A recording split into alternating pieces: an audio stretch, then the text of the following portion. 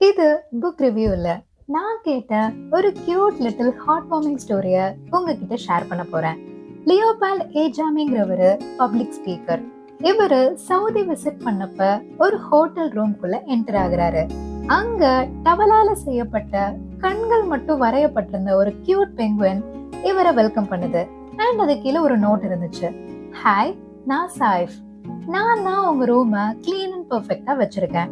Have a pleasant stay அப்படின்ட்டு எழுதப்பட்டிருக்கு. நாமளா இருந்திருந்தா பார்த்துட்டு ஸ்மைல் பண்ணிட்டு and we will move on. இவரு சாயிஃபுக்கு ஒரு ரிப்ளை நோட் எழுதுறாரு. நெக்ஸ்ட் டே வந்து பாக்குறப்ப டவலால செய்யப்பட்ட எலஃபென்ட் இவரை வெல்கம் பண்ணுது. அண்ட் இதையும் அவர் பார்த்துட்டு இவரு அந்த டவல் கிராஃப்ட ட்ரை பண்ணி தேங்க் பண்றாரு. அண்ட் ஃபர்தர் டேஸ்ல கிராப், ஸ்னேக், மங்கி, டர்ட்டில் போன்ற இந்த அனிமல்ஸ்லாம் இவரை வெல்கம் பண்ணுது. இந்த மாதிரி ரெண்டு ஸ்ட்ரேஞ்சர்ஸ் வந்து பாத்துக்காமலே ஒரு அழகான கான்வர்சேஷன் போய்கிட்டு இருக்கு.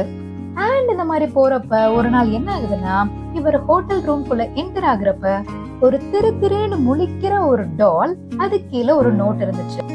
சாரி, நான் டாய்லெட் கிளீன் பண்றப்ப பை மிஸ்டேக் உங்க பெர்ஃப்யூம் கீழே விழுந்து உடைஞ்சிருச்சு.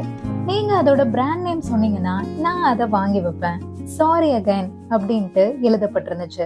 யூஸ்வலா கோவப்படுற லியோபால் இந்த தடவை அப்செட் ஆகல, சாயிஃப் மேல கோபமும் படல.